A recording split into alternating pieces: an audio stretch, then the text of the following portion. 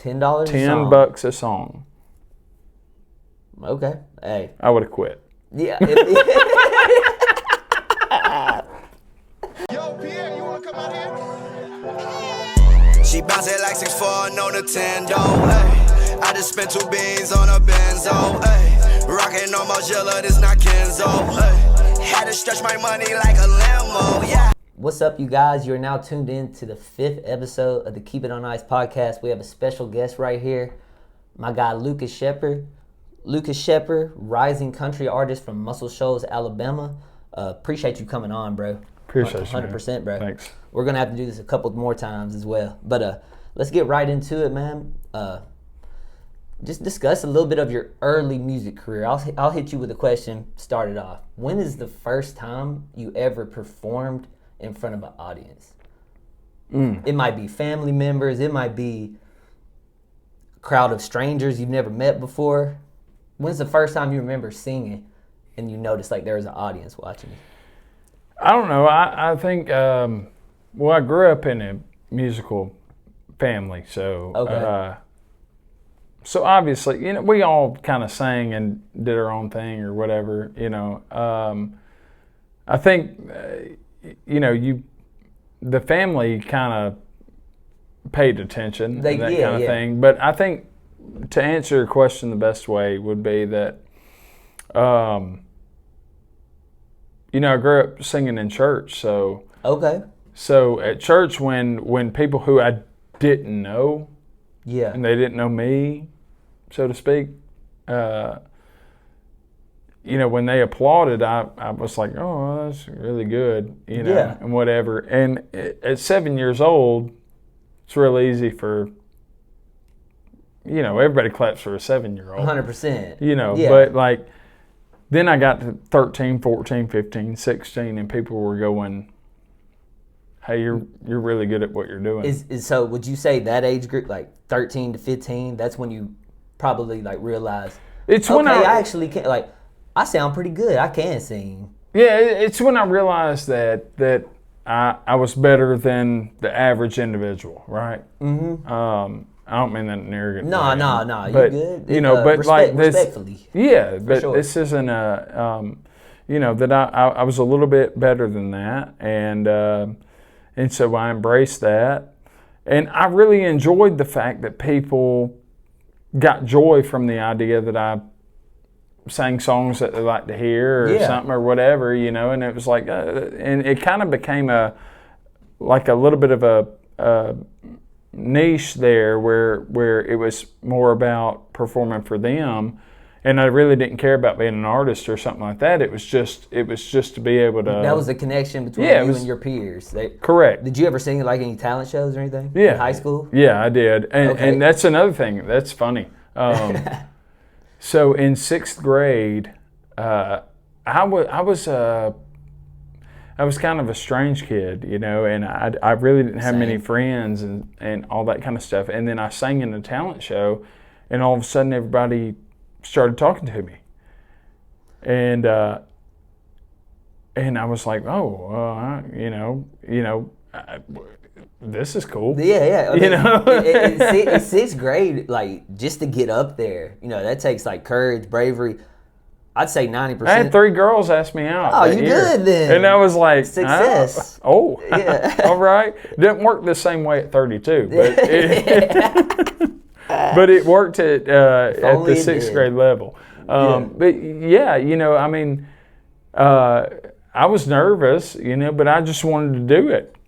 Yeah. And so I did, and then ever since 6th grade, that's pretty much how I made friends. Yeah, okay. Because they were like, yeah, hey, you were the guy singing at blah, blah, blah. And people still bring it up today. That kind of became like, not your full identity, but that was like part of you. It's like, here's Luke, he can sing. When it comes down to performing, like singing, would you say half of it's nerves? It sort of is. Like, has that ever affected like any of your performances? Not really, because I just don't view myself as somebody who's some star, and I don't think I ever will. Yeah, well, that's a great mentality to have. Yeah, well, so Well, it keeps you grounded. So it's the idea that when I come off the stage, when I'm on the stage, I'm a certain person, right? Mm-hmm. Like, I'm giving you everything I got as an artist. But when I come off the stage, I'm just you. Oh, no doubt. Because the first time, like, I think I knew you about 5 or 6 months before I ever knew that you did perform. So I just knew you for you. You know what I mean? Yeah. And now I know you perform, and when you come off the stage, you the same old guy. You know what I mean? And that's how it should be. Like, yeah. I'm asking more questions about you than you're asking about me. Mm-hmm. Like I want to know, how's your wife? How's your kids? How's the family going? Personable. How's work going? Blah blah blah. Whatever it is. Appreciate you for showing up. When you announce, like, hey, I'm going to go perform here. I'm sure you have certain people they're there every time. Yeah. Because you've met them on a personal level, and they're just honestly a fan. Like, those are the type of fans you want too. All right, let me get into the next question. When is the first time you ever got paid to perform, and what was that feeling like? Getting paid to perform, it was probably 10 years ago. Okay. And I'd never had a band, and my dad was like, me and my dad were estranged from each other for 17 years. Okay. And then we reconnected, and he's always been a music guy, and love him to death. He's a big inspiration of mine, Badly. And keeps me honest too. It keeps me grounded. Yeah. And he said, son, you're good enough to do this for a living if you want. Okay. And that, whether that means you're Garth Brooks or you're, that's different. But so he saw the vision first. Mm-hmm. Okay. And he said, shout out Pops. Right. Yeah. Paul Shepard, by the way. But he's been in it forever, and he said, you can do this. And I said, all right, well, let's do it then. And he said, all you need is a band behind you. And as soon as we had the band, I said, well, hell, the only thing stopping me is me. Okay. And I just ran out, and I took every single gig I could get my hands on. I didn't care what it paid. You were getting after it. I was getting after it. Mm-hmm. Just put me in here. And if you don't want me back, you don't have to. I do the same thing in my dating life. Yeah. I tell women all the time, hey, just go out with me one time. Yeah, go out with me one give me time. A chance. Go out with me one time. Mm-hmm. If you never want to do it, you never have to do it again. Exactly. And that's it. This is the free trial. Yeah. You know what I mean? We got a 24-hour free trial right here, and if you don't like it, you never have to do it again. But with music, if I got my foot in the door, I'm there. You're there. I'm there. For sure. Especially, and that's not arrogant. That's just. Yeah. It's just the reality. How long have you been in the game? Like how long have you been taking it very, very seriously? I know it's got to be over 10 years. Well, it's right at 10. Right at 10 It's years. right at 10. It's right at 10. If you're talking about the serious, in-depth part of it. But it's kind of unfair because the first 5 years, dude, I just enjoyed the ride. Yeah, I just enjoyed I was playing shows. I was playing shows and getting paid and doing this, and I was drinking and carrying on and whatever, And I don't do it that way as certain much type of now. lifestyle back then. Yeah. Compared to now. And now, and I thought I was big balling. Yeah. I did. I really did. I thought I was big balling, and I wouldn't. But it was good extra cash and For whatever, sure. and you got that little bit of limelight, sort of. Sure. Speaking of big balling, so when you first got paid to perform, what did you feel like? Was it more so like a surreal feeling? Because a lot of people in the music industry, they start making music, they never reach the point of getting paid for any of their work. You know what I mean? Yeah, I get that. It really didn't matter to me. Mm-hmm. My thing was, I've got a business mind. Okay. And in business, you know that, one, you have to spend money to make money. Yes. And then beyond that, sometimes you have to kind of sacrifice here to win here. For sure. Right? Uh-huh. And so sometimes, when I first started out, it was never about that. It was about what I didn't care if I was getting paid $500 or I was getting paid, $3,000 to play a show. The whole thing was, how can I parlay this? Yes. And you've always got to be spinning your idea into another idea. Yeah. And so that's what it was for me, is that sometimes even now, I'll play a show, for way less than what I normally would. Mm-hmm. But I also know these individuals can help me in the future, and if they're going to give me 10 times the dates, yeah, man, let's run it. Yeah, let's just run it. Let's do it. Networking.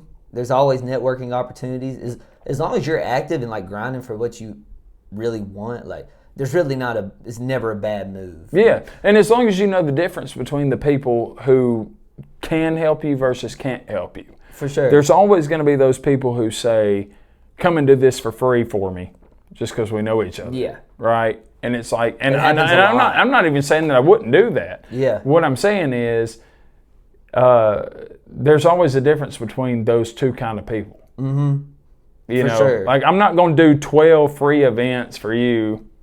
You can't. Like that's not how it works. Yeah. There's got to be something that you offer me in the future, and that's just business. That's it. What do you think is speaking about business, what do you think is the biggest mistake that some of these artists make, like, that prevents them from taking that next step? Thinking they're bigger than what they are way too early. Yeah. They got people in their ear telling them how great they are, and then they lose the hunger, like the passion for it. Yeah, and listen, the reality is they are great. Mm-hmm. They are great. The problem is that they miss out on the boat because it comes down to this kind of analogy. You could be standing at the seashore, right? Yeah. And a canoe can come up. And if you ain't seen a boat in 3 days, you might be encouraged to get on that canoe. Okay. That's right. a great analogy. Right. Mm-hmm. But if you let the canoe go by, the damn cruise ship comes in. And you're taken care of. Yeah. You know what I'm saying? Yeah. And everybody wants to jump on the canoe first thing. Mm-hmm. You can't be like that. You gotta have trust in yourself. You gotta have trust in yourself, your team, the people around you, and understand that just everything that glitters ain't gold. Would you ever say that you've been guilty of like jumping in that canoe too early? Yeah. Really? Yeah. Like, when did you realize I made my mistake? So I actually did it twice. Okay. Yeah. So the first time was I was commuting to Nashville with by myself, but I had a family there.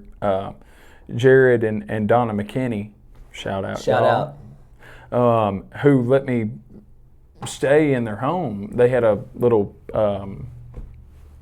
guest little studio thing up top or whatever. Yeah, and they would let me stay there to go to Wrights and things like that, and they would just put me up for the weekend or whatever, and fantastic. I'll never forget that. Yeah.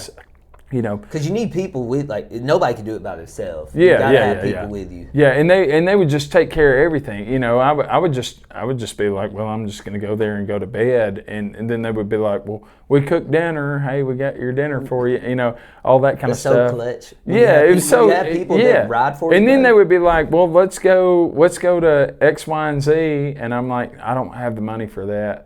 I'm just being honest. I'm being real on this. This is a real platform. Yeah, and they would just be like, no, we didn't say nothing about that. Just come out with us, Mm-hmm. and we would go, and I got to see a lot of things and experience a lot of places that I wouldn't have been able to do before because of them. But they put me up for free, and I could do Wrights on 16th Avenue, which if you know anything about 16th Avenue, it's the most historic avenue in Nashville. Okay, this is in Nashville. Yeah, okay. because it looks like a row of houses, but every house has a studio in it. Okay. And they're all just studios. Yeah. But they look like houses. They look like townhomes, but they're Okay. not.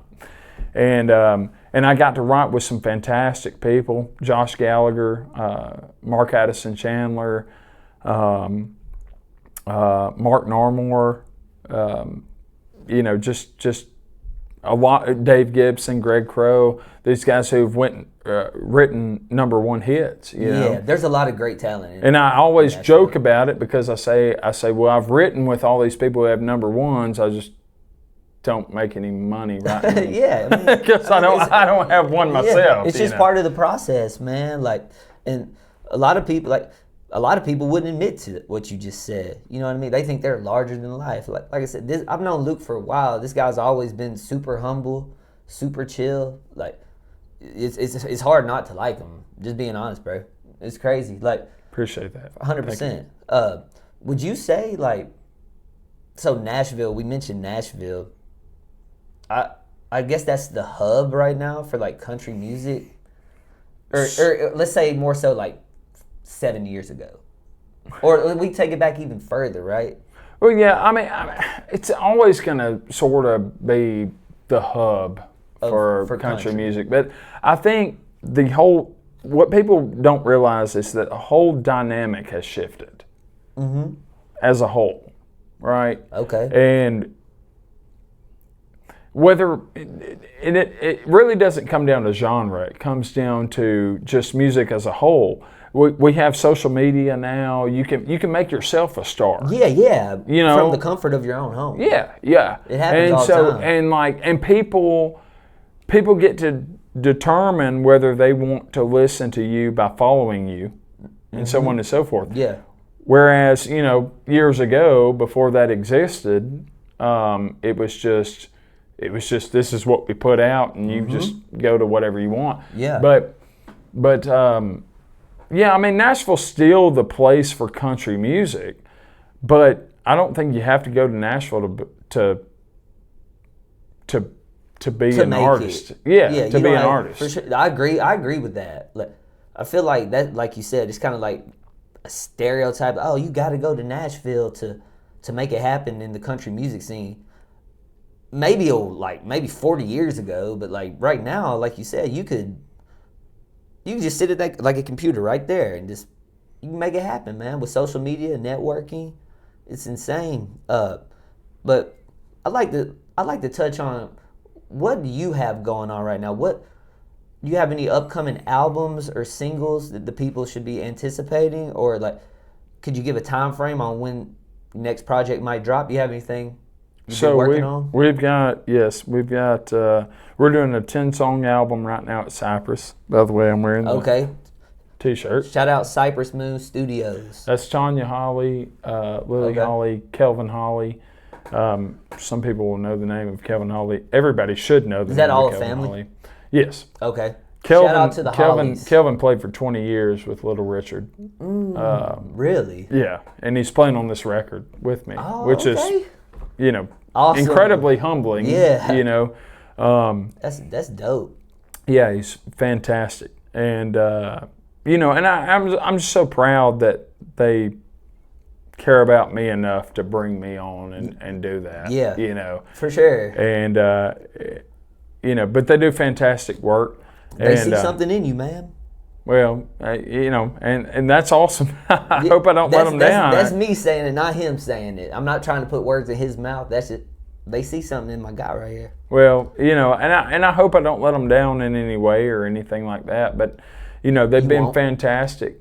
And, so what was the original question? It was, like, what all do you have?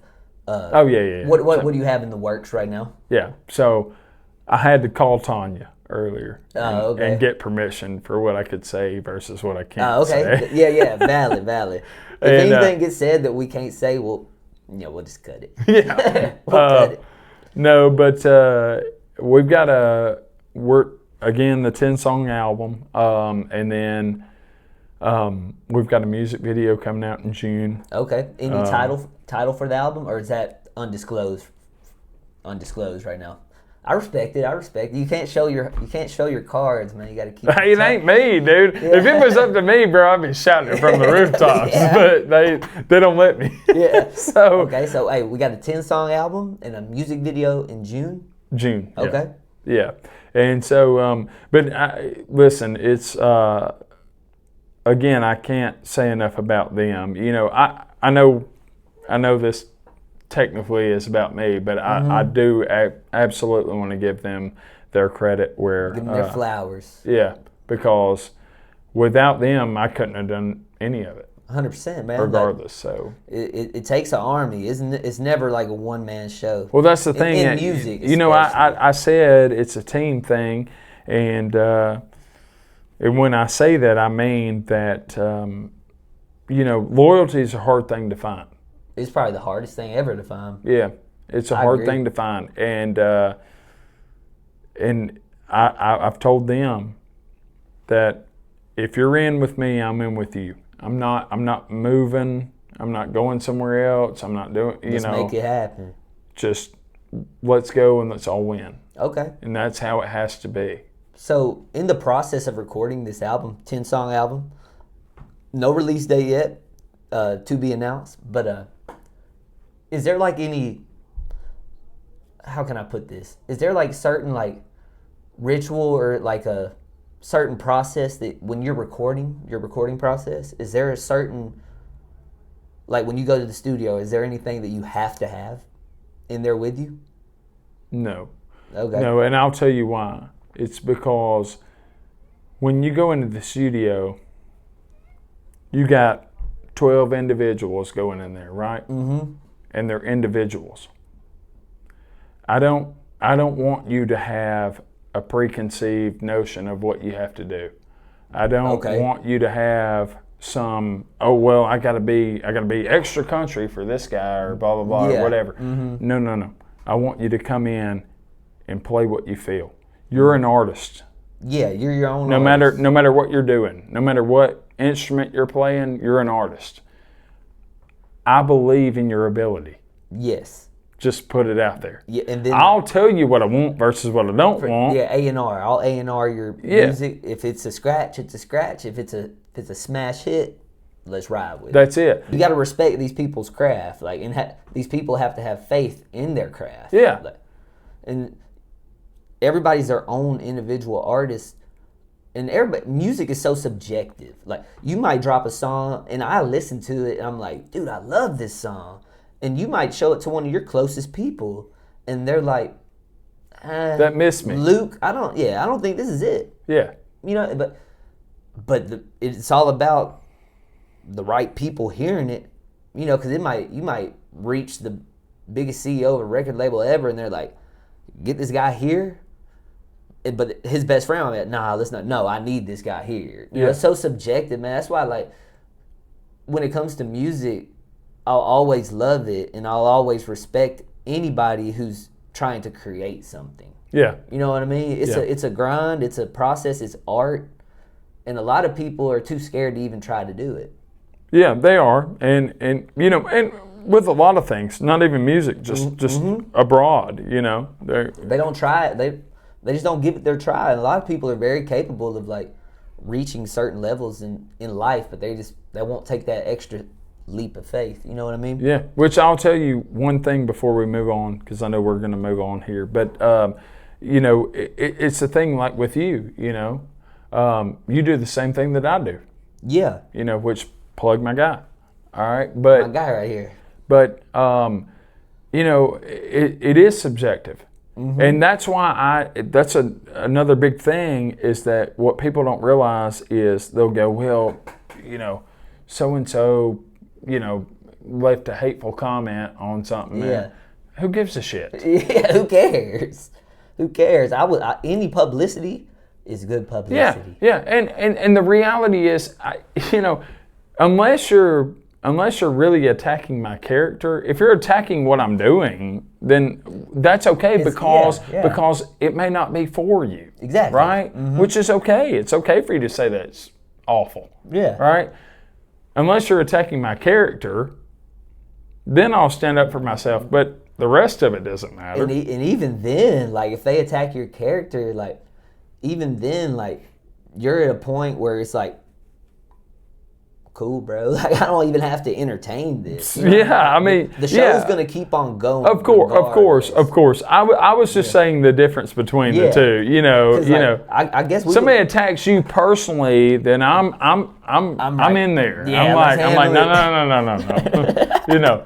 But if somebody attacks your music, well, hell, I can't be mad at them because they don't like your music. Yeah, because I'm sure you'll agree with what. Who cares? What I'm about to say, like, you drop a music video or I drop a new podcast episode, I'd rather 100,000 people comment and say, I hate this. Rather than nobody keep commenting, please. Rather than nobody say anything. You know what I mean? Hey, hate on this, dislike it, just engage.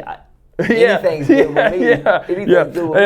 And also, it's so funny because, you know, the people who talk shit about you, and, you know, excuse me, I don't know if we cuss on this podcast. Okay. I never asked you. It's fine. But that's just me.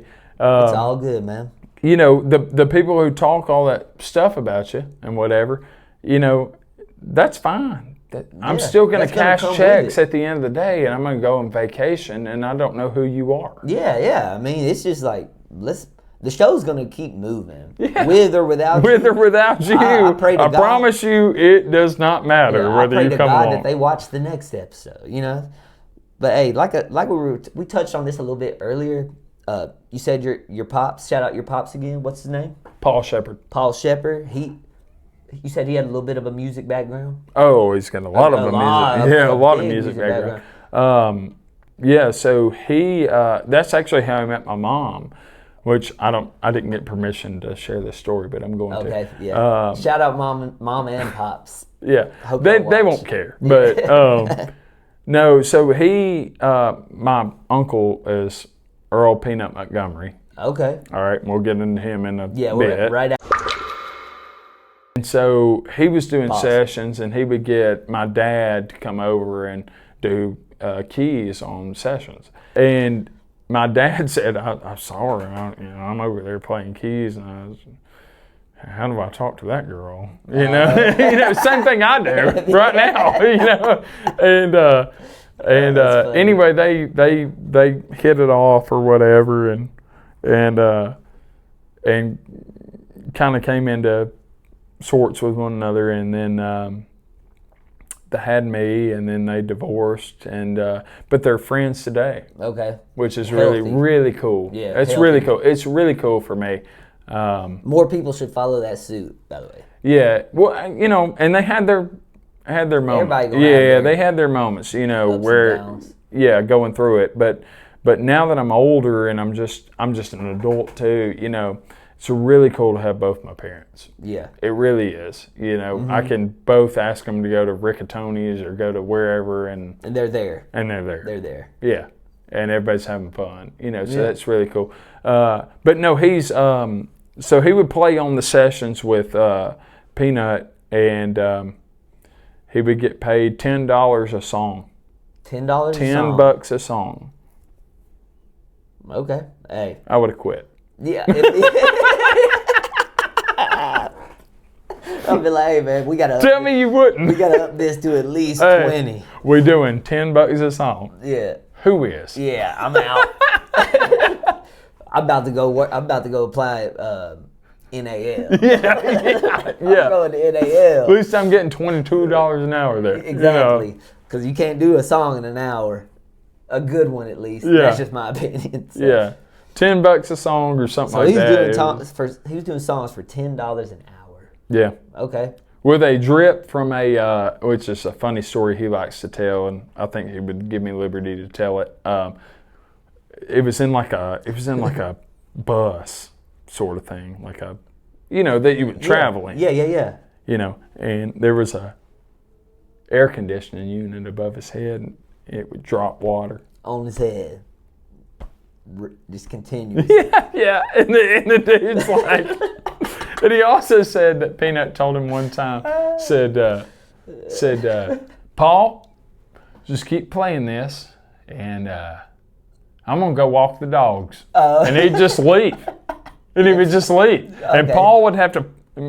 I say Paul, but my dad, you know, he would have to play it just 96 times until Peanut came back into the room. So your dad, he's been in the music game, and Peanut is your uncle. Peanut Montgomery. Let's touch on Peanut for a second, because before we started this podcast, you had mentioned to me that he's been around some very successful like country figures. Oh, absolutely, yeah. Would you like to touch on kind of like who are some guys that your Uncle Peanut has worked with? Peanut Montgomery, by the way. He wrote 73 songs for George Jones. George Jones. Wrote 31 for Tammy Wynette. Okay. Which, George and Tammy were big. Yeah. He wrote, George Jones was biggest thing on earth. Yeah. Greatest of all time, in my opinion. Okay. I think that's a valid point. Yeah. No. Real traditional type guy. Yeah. Nobody will ever sound like him ever again. And he was better than anybody around at that time. Yeah. Wrote 73 songs for him, wrote 31 for Tammy Wynette, wrote Let's All Go Down to the River for Etta James, Alabama. It's been cut by numerous artists. Of people. Yeah. Wrote, he wrote What's Your Mama's Name, Child by Tanya Tucker. This guy got a crazy track. Oh, it's unbelievable. Yeah. And and he actually told me, and this is a true story. You can call him up tonight if you want to and ask him. But okay. I brought him some stuff, and I said, Peanut, I want you to hear something I wrote. Which, by the way, I'll touch back on that in a minute. Okay. He told me, he said, Luke, he said, I'm going to tell you something that you won't believe. And I said, okay. And he said, you're a better songwriter than I am. And I said, don't believe that. Those words hold some weight, though. Yeah, but they do, 100%, yeah.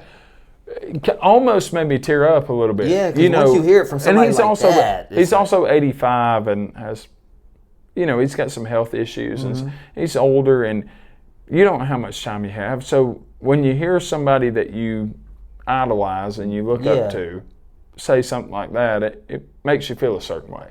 100%. But he said, you're better than me.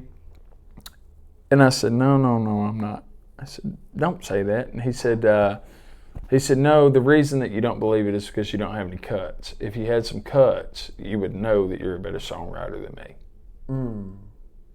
And whether I ever get a number one, even if I get a number one ever in my career, that compliment will stand out more than anything that's ever been said to me. That's like the best validation anybody could have from an aspiring country artist. Yeah. And he's been in the game. He's been around greats. So his opinion holds some weight. Yeah. Yeah, 100%. And, and which I appreciate. And I told him, he said, I'm thinking about putting you in my will. And he said, and leaving you a little bit of money. And I said, well, Peanut, you don't have to wait to do that. I'm struggling right now. Yeah.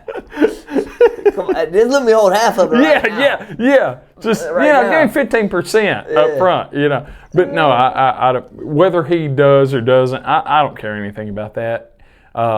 It's been such a blessing to my life. And I hate that I got such a late start with him. Because we weren't around each other in my early life. Okay. And so, but you knew.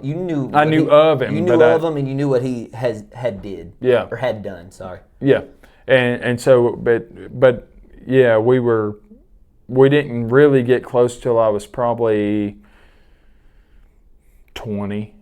Okay. And then I went over and I said, I want to hear all the stories. I want to know all the things. And all this happened in Nashville, right? When he was writing for these people? Or this more so in Muscle Shoals? Yeah, it was still in Muscle Shoals. He was he was the first. He was the second electric bass player at the Grand Ole Opry ever. Really? Yeah, right after Buck Owens. Buck Owens had a guy who came in and played electric, and then Peanut said, "Well, I want to play my electric," and they told him no, and he said, "Well, you just let Buck Owens play it," and he stood his ground, and they said, okay, well, you go can. ahead, Peanut. So he was the second. He toured with Patsy Cline, with George, obviously. You know, I mean, it just did a lot of. He went on tour with George Jones. Absolutely, he was one of the Jones boys for a long time. And That's major. yeah, Like that's yeah. Well, you know, George shot at him. a gun. Yeah. Really? Can we say that? Can we say GUN on this? I think so. I hope we'll so. We'll find out. We're gonna find out. We'll find out. Yeah, this is really his story to tell, okay. but he wouldn't mind me sharing. But yeah, Okay, George Jones. George Jones asked Peanut to go. They were best friends, you know. And so what happened was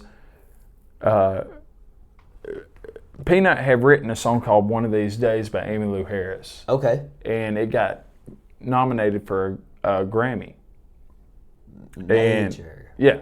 And so they had to fly out to California. Well, Peanut said, I'm not taking George with me. And he invited a different friend and flew him out, and they all hung out and did the whole award ceremony. And, yeah. And when they got back, George was really upset about that. He was jealous, and he was really upset about that. And he said, well, bring, come down to the river and meet me down there. And so Peanut said, okay. And he got down there, and he said, which Peanut had also found the Lord. He'd found Jesus. And George had not at that time. At that time, yeah. At that time. And he said he was real mad, and Peanut said he laid his hands up on the car door like this and said, why are you being mean to me? Why are you after me? And he said, George just reached over and pulled out that pistol and said, I'm going to see if your God can save you now. And this is George Jones at his peak? Like, yeah. oh, so he was like that. Yeah, he was like that. And he said he reared that trigger back and he shot, and it got stuck in the chrome of, cars were built different back then. Yeah. They were just like solid steel, Yeah, for sure. And it just stuck right there in the chrome. And he said, Peanut said, I just froze up and was just there. And George looked at him and he threw that pistol over in the other seat and he said, well, I'm going to go to the house. Just drove off to the house. And obviously Peanut didn't he didn't press any charges. Well, he did. He went down to the sheriff's office and he pressed the charges and all that kind of stuff. And then it went to court. And then George just threw his hands up and he said, I'm guilty. I did that. That happened, And they went to Peanut and they said, hey, if we charge him, he's going away for 20 years, 15, 20 years. Okay. For attempted murder. So that was on the table, attempted murder on your Uncle Peanut by George Jones. George Jones. Yeah. That's crazy. That is insane. Yeah. And he says, no, we're not going to do that. And he just dropped the charges. And 2 weeks later, George was at Peanut's house. Hanging out. Bro, that's... Like we touched on it earlier, loyalty. Even though, this man shot at your uncle, but your uncle, he pressed charges, he thought about it, and he's like, nah. Like, yeah, nah. This is George Jones. We're going to do that. This is George Jones, and they were buddies, right? They were best friends. There was more to it than just music. Yeah, they were best friends. If it was just music, and I'm not trying to put words in your uncle's mouth, but if it was just music, your uncle probably been like, yeah, put him away for a little bit. This guy tried to kill me. Do away with him. Give me all his royalties. That is so insane, man. Look, to end this segment, I want to go ahead and touch on this again. My guy Lucas Shepard, Must Shoals, Alabama. L.A. Shepard has a stage name, by the way. Stage name L.A. Shepard. He has a 10-song album in the works with. You got any features? Or we're not going to talk about that either. We're not going to talk about it. We're not going to talk about that. Let's just not talk about it. I've got strict rules, all right? For sure. You tried to get me, though. I appreciate that. I did. And again, shout out Cypress Moon on the tee. I need me a shirt like that, man. I can get you one. By the way, when all of you need one, actually. when my guy Luke right here, I remember he dropped some merch, and I purchased it. I still have that shirt. Appreciate that, to this man. day, 100%, bro. But Appreciate it. So on this little segment, I want to ask my guy Luke right here, way too early SEC predictions, man.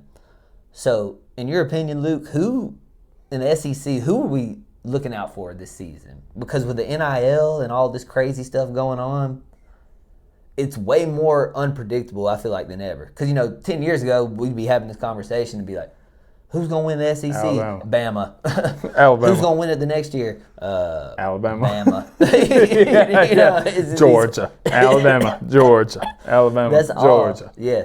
So who would you be on the lookout for this year? Man, I'm going to tell you the truth. Like you said with the NIL, it's hard to say. But, I think I look for Alabama to have a step up. I think Kalen DeBoer is the guy for the job. People don't They believe write him off that. a little bit too early. Yes.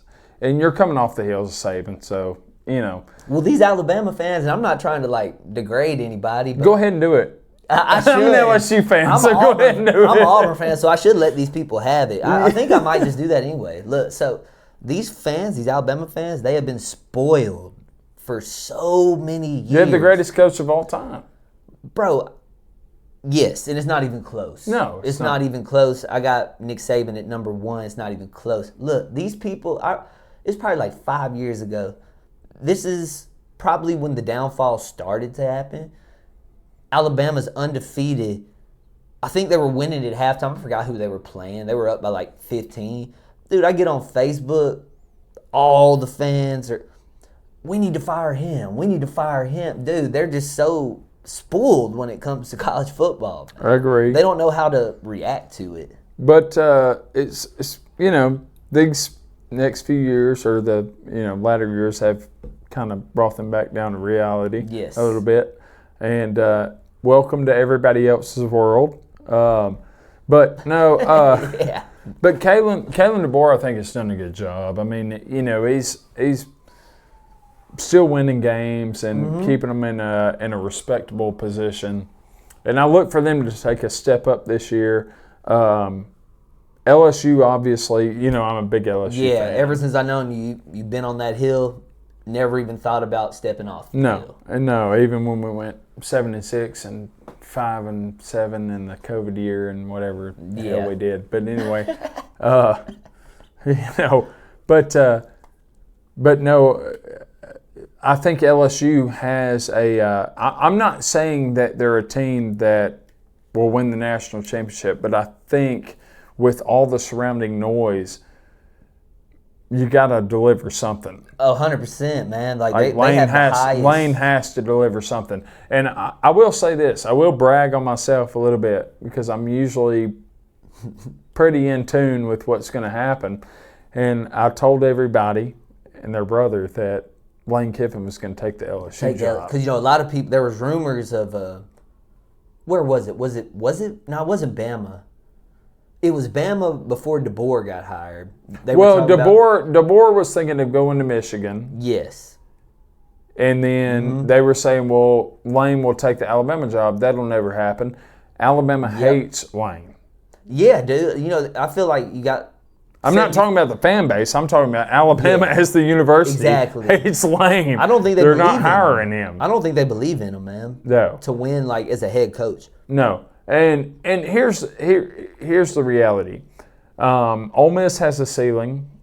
I think in terms of, this NIL thing is still really early. Yeah, probably like 4 years in. Yeah, so it's really early. I think you still have to go off of what university can I win at. Yes. No matter the circumstances. LSU is one of those programs. I believe Alabama is one of those programs. Oklahoma is one of those programs, so on and so forth. USC. Ohio State. Miami. You can recruit kids there regardless of what's going on. You're going to get, the product's going to be on the field. But then the bigger schools have more funding. And so people jump on board. The government of Louisiana jumped on board for LSU. Yeah. And that's why Lane is able to access that amount of money for those NIL recruits. Yeah. And but he's done a great job. I think he has so far. Yeah, at but LSU. so for Ole Miss, like you're not gonna get 12 years of continuous success out of Ole Miss. I agree.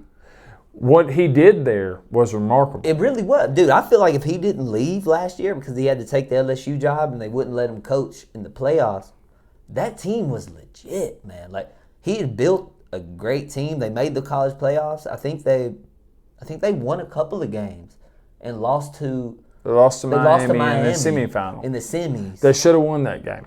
I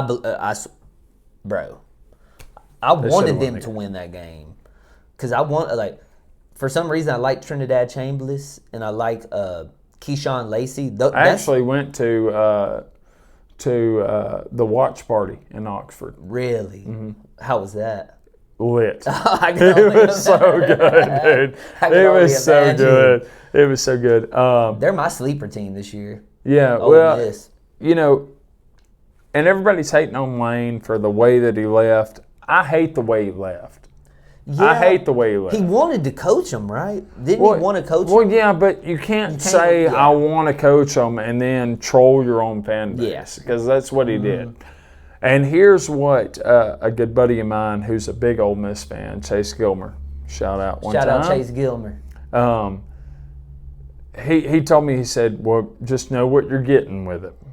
Yeah. And I said, this is just me. I don't speak for everybody.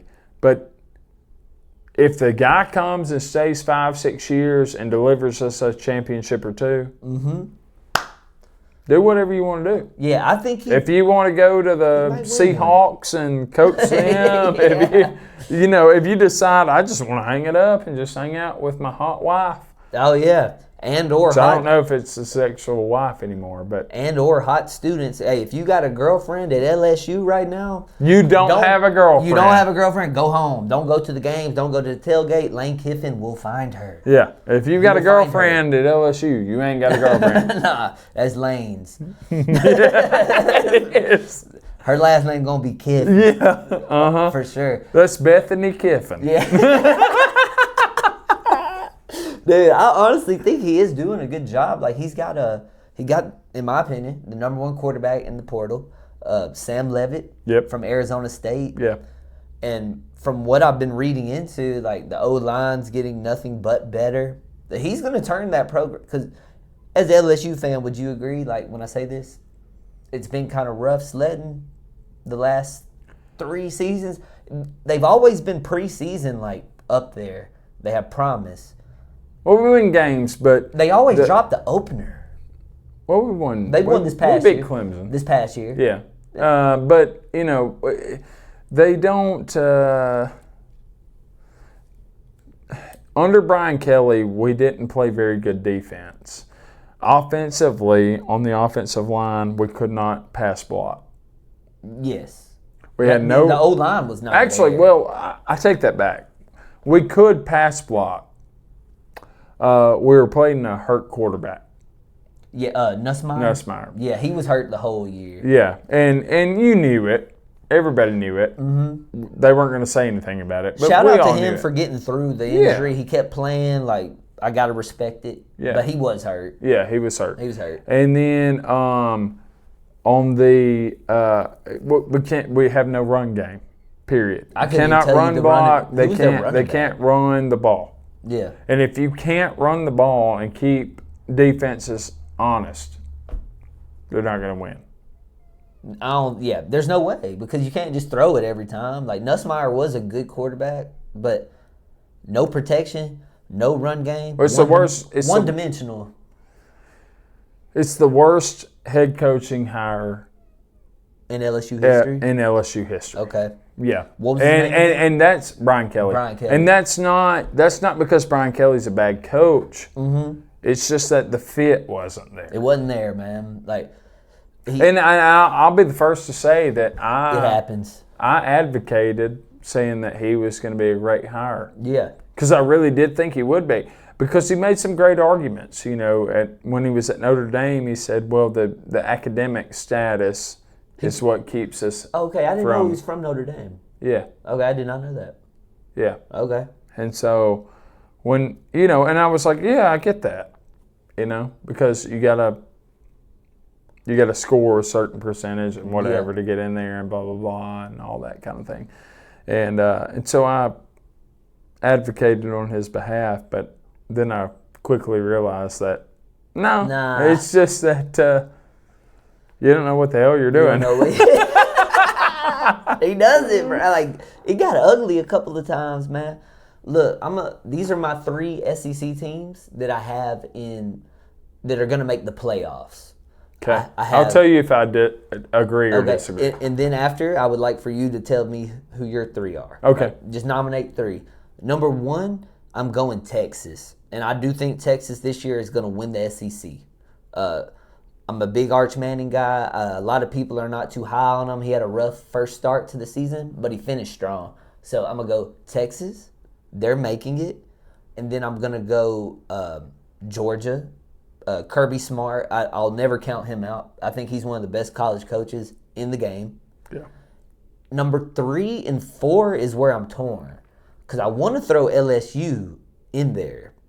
I really do. You should for this damn show. Yeah, right? yeah. I do want to throw them in there, but I'm kind of leaning towards Lane Kiffin's old school, Ole Miss. Like, I think they're going to sneak into it again. Those 3. Well, the good thing for you is you'll find out in week 3. Yeah. Because, for sure. in week 3, LSU and Ole Miss play. And if both of them play each other and then run the table, well, you got to give it to the winner. The winner. Okay, so by week 3, I'll know if my 3rd spot is valid. So I'm gonna go. It's in Ole Miss, right? Okay, I'm locking in my 3. I'm sorry, Lane Kiffin. I'm going Texas, Georgia, Ole Miss. Those are my 3 SEC schools. He ain't gonna like that. He's not gonna like that. By the way, Lane Kiffin, I'm single, bro, so don't go after my chick. I ain't got one. Like, I don't got one, bro. I'm good. But what do you think, bro? You think 2 of those are going to make it? If Arch Manning and them don't make it this year, bro, that's a shame. I'm not going to go on the Texas bus with you. No Steve Sarkisian? Nope. A lot of people don't. He's on that hot seat. I'm not going to do it. Okay. I'm going to say, not because I'm a fan. I'm going to go LSU only because of the roster. Yeah, no, and the idea that you have to get there. Yeah, you have valid Lane reasons. knows he has to get there, right? Yes. So that's why I'm taking Campbell. Is he the highest paid coach in America? No, he's the 3rd highest. 3rd highest. Lane Kiffin is. Yeah. So he does have some pressure. So you have them. They're going, and you have valid statements as to why they are going to make it. Yeah, well... great roster, great quarterback. Lane Kiffin is a good coach. Like, he would have been coaching in the college football playoffs last year if he didn't have a deal he couldn't turn down. Yeah, you can't refuse it. So much money, bro. LSU? Yes. That many college And then women? you got Saban telling you that's where you go. You know what I mean? Dang, I didn't even say Alabama. Well, that's okay. I'm still not, yeah. Sorry, Alabama. Y'all ain't making it. I've got LSU going. Okay. I've got a sleeper that I'm going to put in my back pocket. Let these people know. Okay. All right. I'm going to say Tennessee. Okay. Aguilar's coming back. Yep. I'm going to say Tennessee makes the playoff. LSU, Tennessee, and then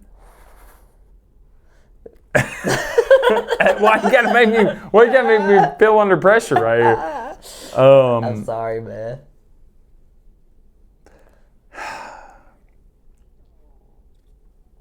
I just think Texas drops some games. They play Ohio State like week I'm gonna 3. tell you what I'm gonna say, and y'all aren't gonna like it. It's all right, man. Texas A&M. A&M. They did make it last year, right? Mike did. Yeah, Mike Elko, good coach. A&M has a lot of money, They've got a good roster. Is it oil money? Yeah. Oil money. You can't compete with. Can't. Got more money than God. Straight up, bro. So you got A&M. Yeah. Okay. I mean, A&M, Tennessee, LSU. And again, LSU is strictly for the fact that you don't have a choice. I mean, with all the limelight. Do or die. Yeah. It's get there or don't. Yeah. And if you don't, we're going to kill you. Lane Kiffin has such a crazy, like, pressure on his back, man. It's insane. I hope he can do it, though. If there's ever a guy to do it, it would be him. It'd be him. It'd be him. You think there's a chance that 4 SEC schools can make it? Sure. Same. My sleeper was Oklahoma. Oklahoma. Brent Venables, in the early time, looked like it wasn't going to work out. Excuse me. Right? It was like 6-6 and blah, blah, blah, and whatever. No, they get a good team. They do. They got a good team. And they play great defense. That's what kept them alive last season. Yes, all they need is the quarterback. Sorry, Auburn. I can't throw y'all in here right now. Like, I'm sorry. But you can't. Yeah, I can't. You just can't. I just can't. Yeah, Oklahoma. Who was their quarterback last year? Do you remember? Van Tier. What's his name? Matier. Montier. Yeah, Matier. Matier. He was hurt. He was hurt a lot of last year. I feel like if he stayed healthy, they might have made it last year. Yeah, honestly. That was a good Oklahoma team last year. Yeah. Beat some good teams, and they were competitive in every game. Every game. Yeah. So you had LSU, Tennessee, A&M, and your sleeper being Oklahoma to slip into them playoffs. Oklahoma, Alabama. Alabama. Same, bro. I like Ole Miss. Because they got to play each other every year, I think. Yeah. Isn't that the case? Yeah, it is. I want to say, fact check us. This might be false, but I'm not sure. But yeah, man, I'm a big fan of Ole Miss. Like, I love Trinidad Chambers and Keyshawn Lacey. I think those two guys could get them there. But I guess time will tell, bro. Let's go ahead and roll this back into the music, man. Because, I mean, let's be real. I need a musical, like, perspective on things. I'm not too familiar with country music. I do listen to it. I dabble with it. But I would like to hear what my guy Luke here has to say about who currently. Could you give me a top 3 currently to who, like, and we're excluding Morgan Wallen. We're just gonna toss him out. He wasn't in there anyway. Okay, bet. I'm not gonna sit here and act like. No offense to him. I'm not gonna sit here and say I don't like Morgan Wallen, but, like, let's just. I don't want him to take a spot, which he said it wasn't gonna be in none of his spots anyway. But yeah, top 3 in the country music game right now. Number 1 is Zach Top. Zach Top. I've listened to him recently, and he sounds a little bit more old school, wouldn't you say? Yeah. Okay. That's exactly why. That's why you like 1. him so much. Yeah. He's talented. He has a great distinctive voice. So that's your number 1 spot. Yeah. Who you got at number 2? Mo Pitney. Mo Pitney.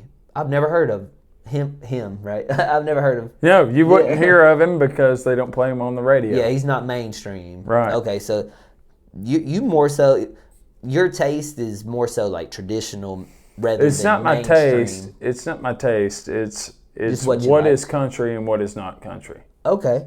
Because That's a good perspective I don't to have. believe that what we're listening to on the radio is country, with exception to, I mean, listen, there's some Ella Langley songs and some Cody Johnson songs. There are songs that are country still, right? But she's from Alabama, by the way. I'm talking about the ones that they cookie cut and they go, let's make $1 million off of this, and it's just like a clap drum beat and something stupid. You know? It's like a blueprint prototype. Like, yeah, well, they fit my mold. Let me plug them into my mold. This is not going to fail, but it might not do great. Yeah. But it's a safe move. Yeah. There are still great songs and great artists within the mainstream. You know, Cody Johnson, if you're talking to me about mainstream, Cody Johnson's up there. Okay. I'm familiar with his name. which Zach is getting into mainstream, but it's kind of unfair because they're probably going to do the same thing to him that they did to everybody else, which is they're going to formulate to him and then... You either bend the knee and you could ride with us or kick rocks, buddy. Yeah. So Cody Johnson, on the mainstream side, Cody Johnson, Luke Combs has done a great job. I love Luke Combs. I think he's done a good job. He has some of those obvious Nashville songs, but for the most part, you can tell he's been told to release some of his. Ashley McBride on the. Ashley McBride. I'm not familiar with her either, man. Cool. I will check her out. She will never remember this, but I'm going to share the story with you. Okay. Shout out Ashley McBride. She will never remember this, but we were at the local in Nashville, Tennessee. The local is on the outskirts. It's not like one of the heavy-hitting bars, where tourists go and so on and so on. Okay. And this was 6 years ago. Okay. So it's been a minute. I helped that out, didn't I? It's all right, Brad. 6 years ago, something like that. And she was there, and I just was sitting at the bar, and she just pops in. And she said, "What are you drinking?" I said, "Well, I'm drinking whiskey." And she says, "Well, I'm about to have me a few drinks. You want one?" I said, "Sure." Well, she gets me one single tequila shot. I'll take this. Great choice. Yeah, listen. That's my drinking choice, by the way. Gets me one single tequila shot. This lady brings 6 for her. 6. And I thought, well, she's about to hand them out to band members or something. Yeah. No. Ashley goes, raises the first one. No. Which she don't drink anymore. She's been sober for maybe a year, 2 years. Oh, okay. I'm not 100% Congratulations. sure. It's a hard step to take. Yeah. And she's been sober for a minute. But she just hands me this one, and we toast it, and I knock it back with her. And then she just proceeds to take 5 more behind it. Like it was nothing. Really? Yeah. This is a woman? Yeah. Most hard-ass thing I've ever seen. And I said... And she goes, "Well, I'm going to play some songs." Oh, she's about to go perform. And jumps up on stage and does 5 songs. Completely free, just hanging out. That's raw, bro. That's real. Yeah. That happened. So she and, went. And I didn't fanboy. I didn't do anything. Yeah. I was just like, all right. I had to sit on my hands. Yeah. I'd be like, dang, I got to get my tolerance up. 6 Bro, shots. I was like, I don't know how we did that. If I took 6 shots of tequila back to back to back, I'm about to go ahead and get my Uber ride before I can't do it anymore. Yeah, facts. Let's go home. Facts. That's awesome, though. So you got her. That's a little sleeper. Or is she established now? What's her name again? Oh, yeah. Big. She's a big artist. What's her name again? Ashley McBride. Ashley McBride. Okay. This is before she had really hit. She had gotten some popularity and things like that. And she would never remember me. I mean, She might remember this story, though. She might That would be remember so that. cool if she reached out would. Because she'd be like, dang, that did happen. Yeah, it would be cool. I don't know, which you know as well as I do, drinking stories. Oh, you don't remember when you do things like that. Yeah. So if we had some drinking stories, this podcast would be 18 hours long, man. No doubt. No doubt. So how do, the 3 names, let me run them down again. You have Zach Top, and then you had Cody Johnson. Cody Johnson, and a guy named, was it Mo something? Oh, I had Mo Pitney. Well, Mo Pitney. I was doing modern verses. Yeah, you were just running through the people you like the people you respect, and which he respects everybody, but his favorites. And what was the chick's name again? It was Ashley McBride. Ashley McBride.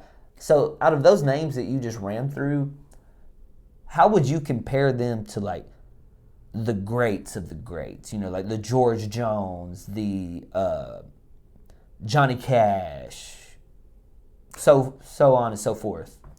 That's a great question.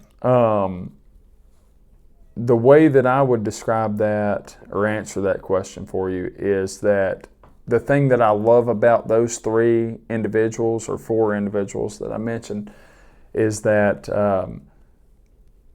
they're doing it the way that those greats did it, which is where they don't try to mimic one another. They're not trying to sound like each other. They're not trying to,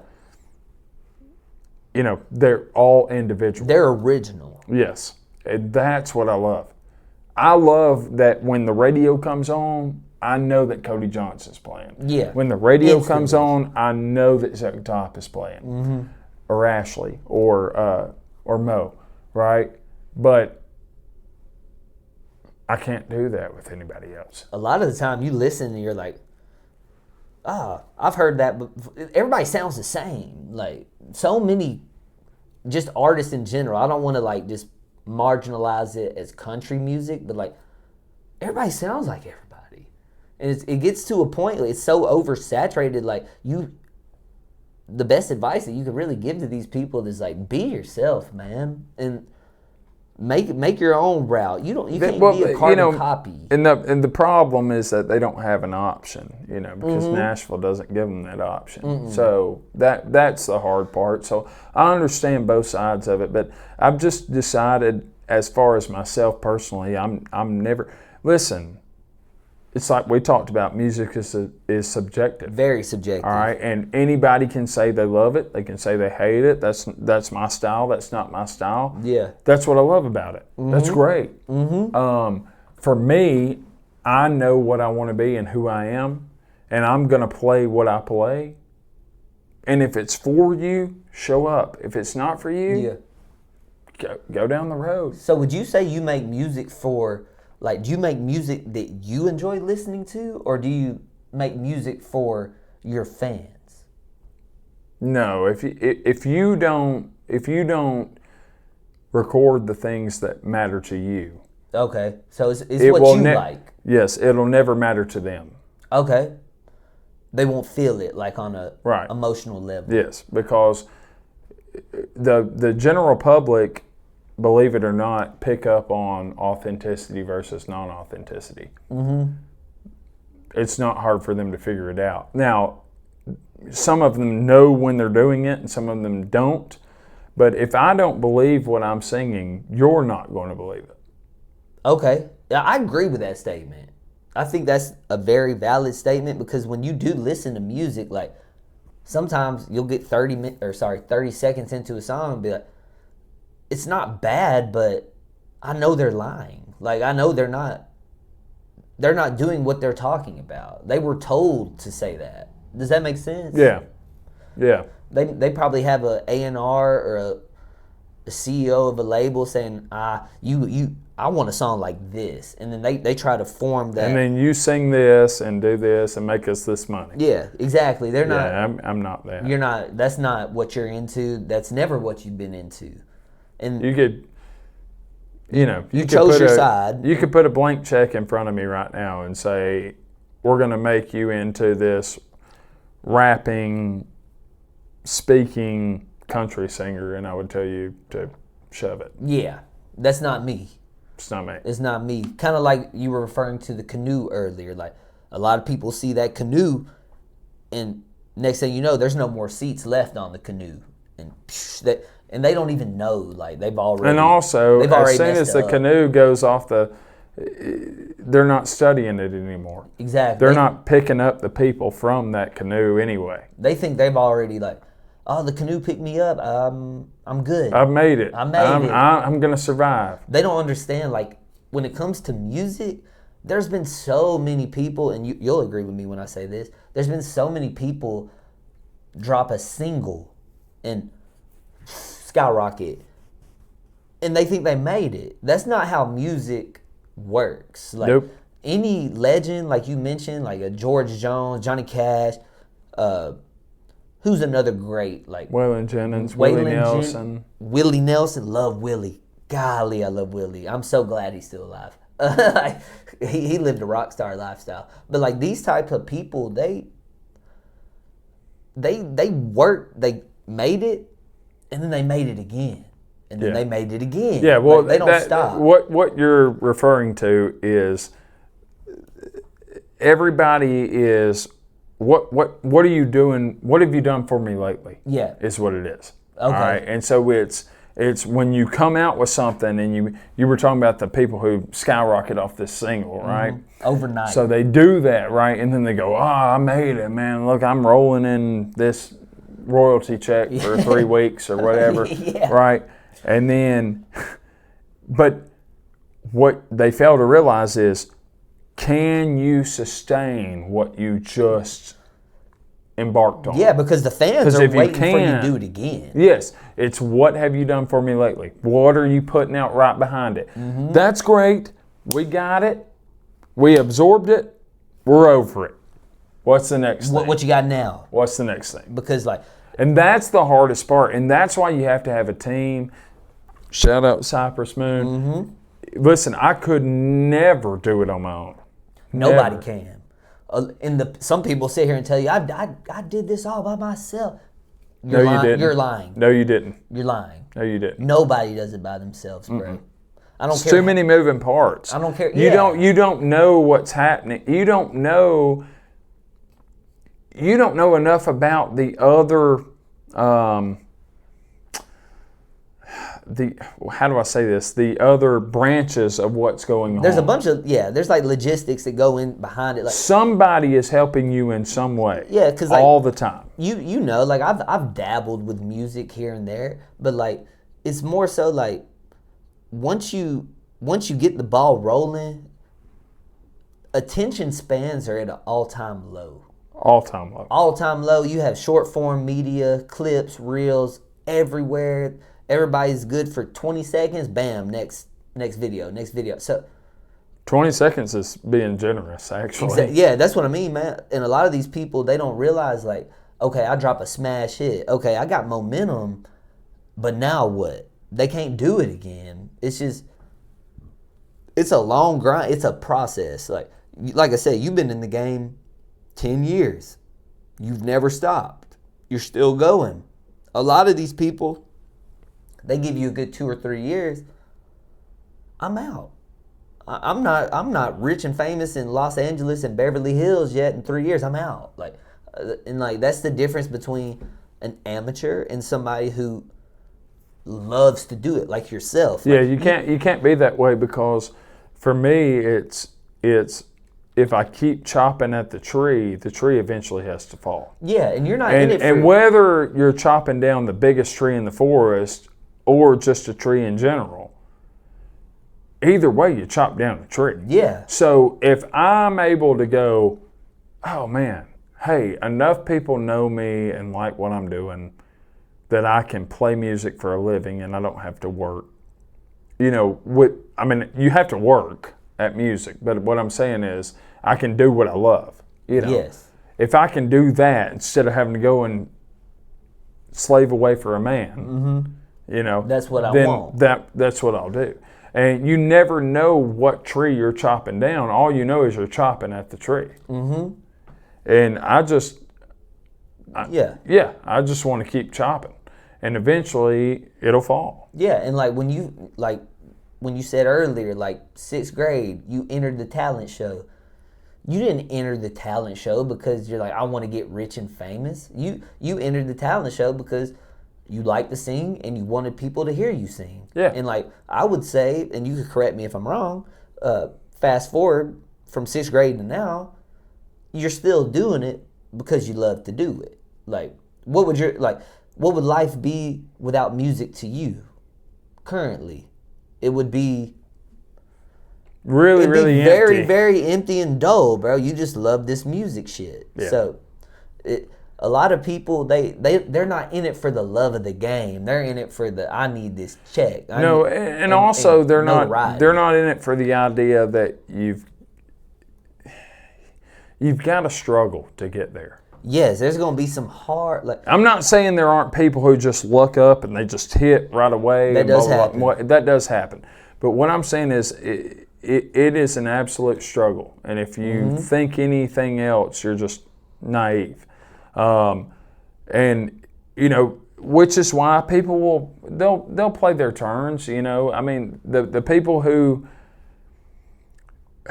have never had to struggle, who just come in here and they go well, and they get a big boost, and then all of a sudden they fall off, and then they'll just quit. They quit. They don't know how to keep it pushing. But the reality is, it's never been about that. And even for me, it's never been about that.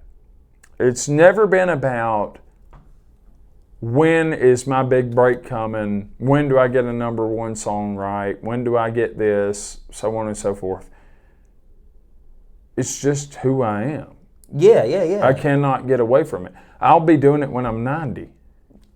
Yeah. Whether I have a hit or no hit or never had a cut, I'll be writing songs when I'm 90. It's in you. Because it's in me. And you like That's it. You love it. That's it.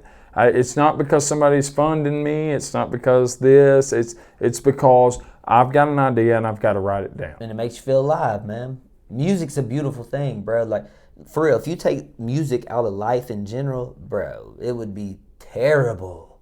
I listen to music all day long, like, and not too much country music. Now, I dabble with it, but at the end of the day, I still respect, like, the craft behind it. Because, like, and you can correct me if I'm wrong, I feel like, because I dabble with music, with the hip-hop side of music, I would say, and this might be a hot take to some people listening to this, I personally think it's harder to lay down a country track compared to a hip-hop song or rap song. Because, like when you go record, you got live musicians. Like, and don't get me wrong, a lot of these rappers, when they record, they have live musicians as well.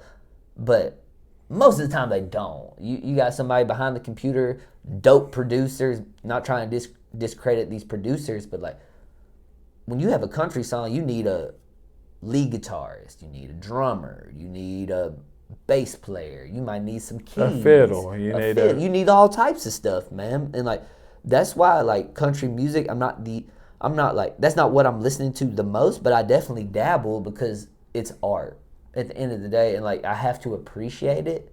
But there's so much that goes on behind like recording a record that a lot of people don't understand. No, and they think that everything is really easy and it's this beautiful, like lavish, like just go in there and you just sing the song and you're done. And it's like, hell no. The engineer will make me sound great. Like, these people go in here, they make me sound like Morgan Wallen. Yeah, let's do it. You know, it doesn't work that way. It does not work like that. Mm-mm. It never will. And every novice individual got the word auto-tune and they think that it just auto-tunes everybody to sound good. Like and I'm it him. doesn't. No, you got to know how to navigate that auto-tune. Yeah. How many times have you ever recorded a song and not released it? Oh, a lot. More times than what you released. A lot, dude. Yeah. A lot, yeah. And I write, I try to write a song a day. Oh, really? Now, whether I actually keep them on file or something is a different story, but I try to write a song a day, or at least get an idea a day. You try to work at it every day? Every day. Mm-hmm. And that's the thing, like, ask these songwriters, if you don't believe me, ask these number one songwriters, how does it come to be? It doesn't come to be because you just get in a room once every 3 months and all of a sudden I write a song and it's great. Yeah.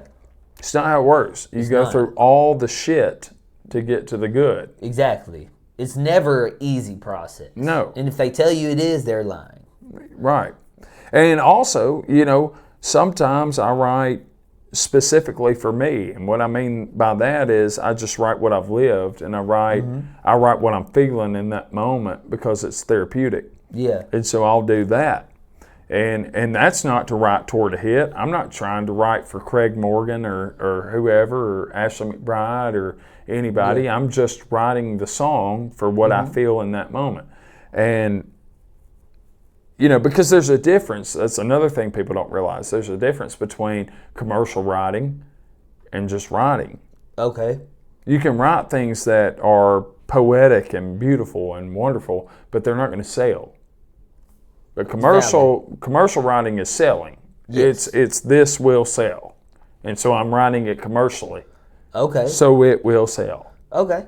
That's valid. Because it's a business. Yeah. It's always this is one of It's the not next, to say that you can't write something that's not commercial that still will sell. It's just that there's an avenue to write one way or the other. That was my next question I was going to ask you was if you had to break it down on a percentage side of things, would you say this is a valid statement? And if you disagree, disagree. I think when it comes to the music industry, 65% of that is the business side, 35% is the talent side. Because there's talent everywhere. Or do you think I need to even that out more so like 50-50 type thing? No, you definitely don't need to do that. You need to up it. Oh, okay. The business is about 85%. The talent's about 15%. Okay. And that's not to say that they're not talented artists or anything like that. I'm saying that no matter how talented they are, the business is still going to rule it. Yes. So it's always you could be as talented as you want to be, but you're going to do what they say. Okay. Which is why I don't really like Nashville. Okay. That's a fair statement to make for sure, because like a lot of people, they're going to ask you to bend the knee. Like right when you get down there, bend the knee or hit the road, Jack. And I respect the fact that you are like, nah, I'm about to stay true to myself and I'm going to keep the plane moving, keep the, like we said earlier, there's a reason moving. There's a reason that independent artists who started independent and stayed independent make more money than they do with the label. Yes. And when I say that, I'm not talking about Jelly Roll and all those guys. I'm talking about the people who you don't hear about that are on a label, right? That are signed in Nashville. They're not making money. Oh, okay. They pretend to make money. Yeah. They're not. It's all like kind of a facade. Yeah, they're not making money. Okay. I mean, and they may be making a little bit. They're making a little bit, but they're not making.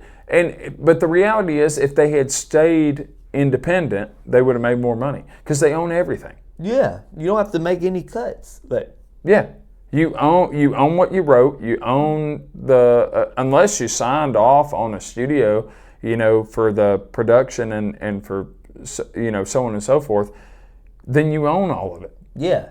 And so all you do is, which it's made it hard because everything's digital now. Used to in the early 2000s, if you took out a damn disc and you handed them out at ball games or sold them for $10 a pop at a Alabama football game, well, you made some hella dough. Yeah. You know what I mean? Have you ever handed out CDs? Yeah. I have too. I feel like I was a little bit behind the times, but I definitely tried that. Yeah. Well, also, I think that people like something tangible.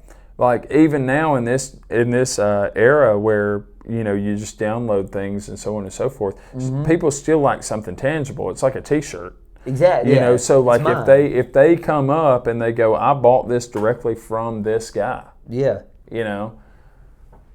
Hand to hand. And I've got this album in my hand. Yeah. You know what I'm saying? I don't think that'll ever go away, really. It shouldn't, because like the nostalgic feeling behind it, and like you said, it's kind of like a trophy. Like the artist himself gave this to me, so I relate to it so much more. I didn't go buy it at a local Walmart, whatever, Target. He gave it to me. I gave him the money. Yeah. Like, and that just hits a lot different. Yeah. In my opinion. So, closing statement and closing question. Okay. Not really a question. It is kind of. So, you being in the game 10 years on the country aspect of music, to anybody watching this who might be like a young, inspiring country artist from this area, what advice would you give them? And because, like you said, there's going to be speed bumps in the road. Regardless, how good you are, it doesn't matter. It's going to be bumps in the road. What would you tell them to, avoid? And what would you tell them to think mentally when it comes to being consistent? Okay. The first answer is believe in yourself more than you believe in the words of other people. Okay. Valid. I can take that myself and use it. Yeah. Believe in yourself more than you believe in the words of other people, whether they're telling you good or bad. Okay. The second thing is forgive yourself. Okay. All right. Forgive yourself. Forgive yourself. And you can take that for however you want to take it. But I've had to do that a lot in my own life. And I still actively have to do it. Whether that means that you had a poor performance, whether that means that you made a really bad decision for a long time that affected your life, like I have many times. Yeah. Forgive yourself. Just give yourself some grace. Treat yourself like somebody that you care about. Yeah. That's great advice, man, because a lot of people, they're way too hard on themselves, like way too early. Yeah. And it's okay to hold yourself to a standard. Yeah, you got to be accountable. Yeah, hold yourself to a standard, but give yourself some grace because you're also doing life for the first time ever, just like anybody else. Yeah. And if it's in you, and you'll know if it's in you, and if it's in you, then stick with it because it's never going to go away. But if it's not in you, maybe don't stick with it. But so basically, in a nutshell, like, not all advice is good advice. No. Right? No. And you got to kind of pick and choose and trust your gut. There's always going to be the people who tell you that you aren't meant to do this. You should get a real job. You should do this, do that, whatever. It's up to you to decide if you're listening to that or not. I chose not to listen to that. And I don't care one way or the other because I'm going to tell you right now, by the time I die, if anybody asks me if I cared, looking back, about whether I listened or not, I'm not going to care anyway. No, I'd be like, I did it my way, and I trusted myself, and that's it. Whether I make it or don't make it. But I guarantee you, there's only one guarantee. The guarantee is if you don't try, you'll never make it. Never make it. Yeah, you got to at least make that step and that leap of faith, like, let's hit the road running. If I fail, I fail, but I got to at least try. If you keep swinging, eventually you're going to hit it. That's the thing, I mean, ask a baseball player. They get up there at the plate. If you don't swing the bat, the guarantee is you'll never hit a home run. You're not going to hit. Yeah. But if you swing the bat, you might hit a home run. But hell, even if you hit a single, hey, shit, progress we'll take is progress. We'll take it. I'm about to up my average. Yeah. That's what it's all about, man. Consistency and pedal to the metal and keep going, man. A lot of people, they're going to joke on you. They're going to clown on you. They're going to tell you can never do it. A lot of them are going to be your good buddies, and they're talking behind your back. It might be your family members. They'll be like, what's this guy doing? He's a clown, blase, blase. And you just got to look past that, bro. You have to trust the process. Nothing happens overnight, man. Like I said, you can't tell big dreams to small-minded people. No. Because they'll never get it. Dude, they don't have enough room to get it in there. I've known you for about 13 to 12 years, give or take somewhere, and you've never let up. You're persistent, bro. You know what you want. And also, I do it consistently. I don't change who I am. Yeah. I don't care. It's just if you like me, that's great. If you don't, let's make it happen. Yeah. So look, man, we're gonna close this up. Luke, I would like for you to tell these people one more time. Upcoming project. How many songs is it? 10 songs. 10 songs. Recorded at Cypress Moon Studios. Which, by the way, was where Bob Seger recorded, Bob Dylan, the Oak Ridge Boys. Okay. So there's been some people up in this studio. Yeah. For sure. Hey, you gotta be around people who've done it to do it. When you say, like, you surround yourself by a bunch of millionaires for a long time, eventually you're going to be a millionaire. Yeah. You surround yourself with 5 millionaires, you'll be the 6th. For sure, 100%. Look, L.A. Shepherd, 10-song album dropping, TBA, to be announced. Just keep Might have a feature or two on there. We don't know nothing. Might be a couple features on there. We're not going to talk now. about it. But look, I'm going to plug his stuff up here. His social medias, where you can listen to his music. Y'all be on the lookout. Go follow my guy. Tune in. Great music from the heart. Authentic, man. Luke Shepherd, L.A. Shepherd. Thank you so much for pulling up, bro. And we will do this again. It was a pleasure having you. I love having people on here that I can relate to, that are humble and they have a bigger vision of what they want in life. And stay hungry, bro, and keep grinding. And eventually we gonna get there. You gonna get there. So LA Shepherd here in the flesh, Mushoals, Alabama, Cypress Moon Studios. We gonna close it. Peace. Yo, Pierre, you wanna come out here? She bounce it like 6'4", no Nintendo. Ay. I just spent 2 beans on a benzo. Ay. Rockin' on Mozilla, this not Kenzo. Ay. Had to stretch my money like a limo, yeah.